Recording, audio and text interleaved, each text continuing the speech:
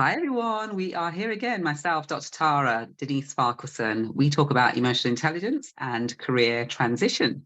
Today is an interesting subject about how to overcome fear when you are transitioning this career or this business that you are looking forward to entailing for your future. So what does that look like? How can we help? Here's a 15-minute boost webinar for you with some interesting insights into how to make that happen. So I'll kick off with Tara. Tara, welcome. Thank you, as always. Happy to be here and happy to have this time with you today. Thank you, Tara. And so your thoughts then to begin with about this fear, F-E-A-R. How do you see that for career transition? It's interesting. That's a great question because, as I mentioned in another call that we recently had, it wasn't until we were getting ready to discuss this topic that I questioned what is fear and why are we using the term fear when we think about transitioning our career or anything. And I do understand that what we call fear looks different for everyone, but the reality is that fear is really just an uncomfortable feeling that something is going to happen, something is going to cause us pain. However, it hasn't happened. And so when you think about it, for me, thinking about it from that lens immediately caused me to say, so why am I choosing to call it fear, and or why am I choosing to let that delay whatever I'm doing? And so uncertainty and things of that nature are going to happen. They're going to happen because they're out of our control. And so the uncertainty of something occurring is not necessarily causing fear, it's causing an uncomfortable or unpleasant feeling in the space that we're in or the conversation that we're having and or one that's scheduled to occur.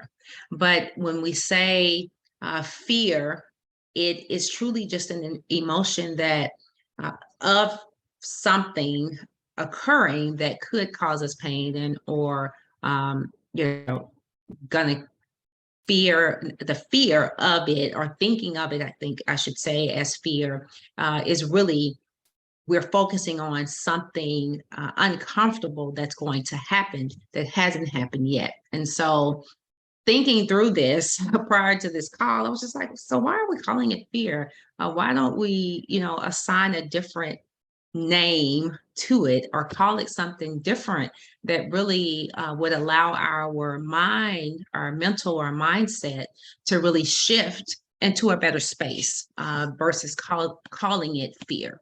Your thoughts? Yeah, absolutely. And shifting into a better space is definitely what it ought to be. That's the first tip, folks. If you're listening to this on replay, shifting into a different place. Reason being, I reminded myself of the situation when I was in the corporate world in terms of a particular role that I was doing, and somebody walked past me, a director, and didn't say a word.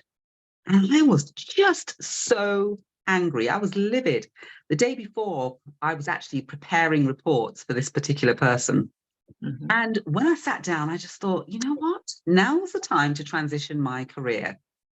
But my emotions, my feelings got out of control. And I always tell people, never make a major decision in the height of emotion. And even though I teach emotional intelligence, what that was telling me was I had to practice what I preach. I had to manage my emotions and not the emotion manage me. And therefore, when I went through that whole process of, I deserve better, I should be moving on, I'm better at this, I am destined for, greatness and all these things that we tell ourselves and try and shift our minds because our emotion has kicked in.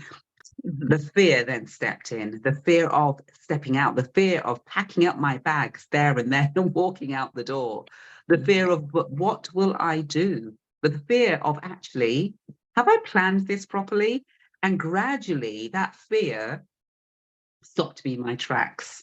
I then recapped and then thought, maybe she was focused on a task and didn't really see me. Maybe she just wanted to get back to the desk quickly and make a phone call. Maybe, what if, and that's what then caused my emotions to just calm down, be rational, and I assessed the situation.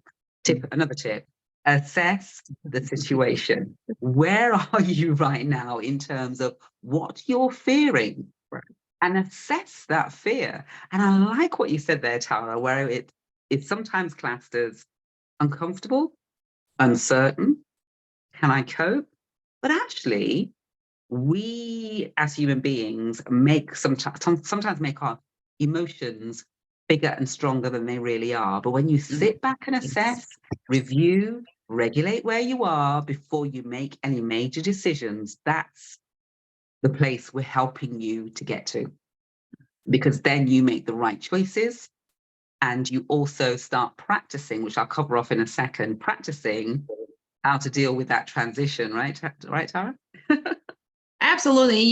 You shared some really important nuggets there. And one thing that stood out for me is being able to recognize how to change the conversation in your mind, how to refocus on what are the other options that could be occurring other than fear or something negative. And so once we're able to really be aware, self-awareness that I'm feeling this way, this is feeling uncomfortable for me versus calling it fear. And we start to really master how we allow our mind to run away in these situations, is where you'll find that you will start to be able to really, I would say, flip the switch really quickly.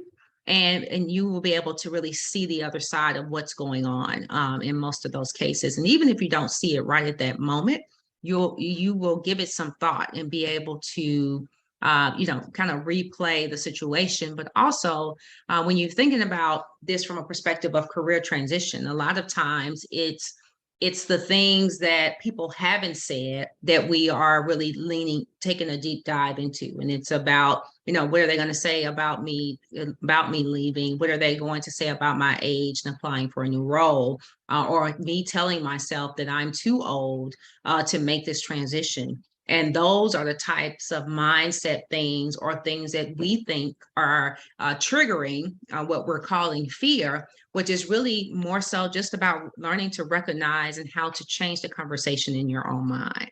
And when you're able to do that is when you really start to win. But you also will see that it is ultimately your decision on how you transition, when you transition, and what your transition plan looks like. Yeah, and that's so true, because your plan will include practicing the fearful things that will come your way whilst thinking about the transition, taking action around the transition, meeting people around the transition, testing the transition. All of those things will create fear, but you have got to get into, well, that's one of the reasons why we do what we do, right, Tara? We help you be on that journey, stay on that journey, and succeed in that journey. That's the key thing. And that's one of the reasons why we cover this particular topic, because as you get through that fear, you will have some tips, you'll have some strategies, you'll have some techniques about how to recognize it, deal with it, assess it, and overcome it, to then move on to the next stage of your transition journey, which then helps you get to your goal. That's the ultimate dream and passion of why we work with the women that we do, right, Tara? Absolutely. And it's not so much about, taking, these big steps or taking a deep dive in. It's about the small steps. It's about the preparation. It's about the mindset. It's about the why, but also being able to embrace the uncertainty, because it's going to occur during that time, whether you're going up or out doesn't matter, because you're going to face some periods of uncertainty. But the most important thing is that you learn to recognize the signs and also be in a place mentally to be able to change the trajectory of what you're thinking. And so as I mentioned, whether it's up or out, sometimes it could be lateral. I work with women to put a plan together and to make that transition. And when it's time to take action and awaken your career, and I am here to help you when it's time. Absolutely. And you do an amazing job at what you do as well. So please do, if you are listening to this, reach out to either myself, Denise at denisefarquharson.com, or Dr. Tara at drtaraspeaks.com. That's right. Yeah. drtaraspeaks.com. Yes. And you comment, follow us, and look out for another recording that we'll do next week. But also go back and listen to some of the things that we've been talking about in the past as well. There may be a particular little 15-minute boost in there that can help you with your career transition. So see you again in a week or so. Take care. Thanks. Bye. Bye.